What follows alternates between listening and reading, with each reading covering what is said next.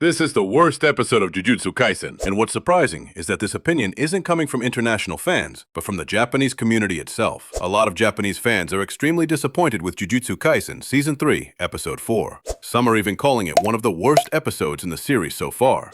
When I read those reactions, I was honestly shocked and curious. Why would the Japanese fandom react this strongly? Alright, let's break it down. If you've only been following discussions in the English-speaking community, this might come as a huge surprise to you. Because internationally, this episode is being praised non-stop. Many fans are calling it one of the best episodes of Jujutsu Kaisen. But when you look at the Japanese fandom, their reaction is completely different from the international audience. So what exactly are Japanese fans complaining about in this latest episode? And honestly, you might feel that some of their criticisms actually make sense.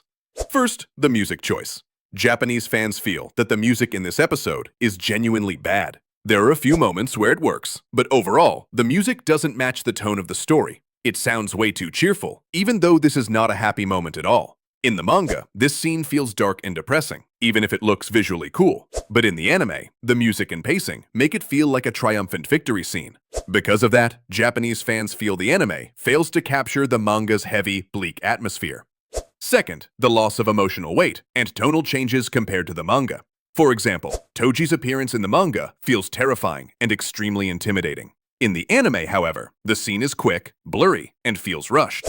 Personally, I agree with this criticism. Toji's overwhelming and intimidating presence didn't fully come across for me. The pacing of the episode is simply too fast. There's no room to breathe, no time to process the emotions. Yes, in the manga, this arc is only about 5 chapters long, and it was already fast-paced. But the anime could have expanded it into 2 episodes to give Maki's emotions more depth. That's why I understand where the Japanese community is coming from. The animation became the main focus, while other elements felt sidelined.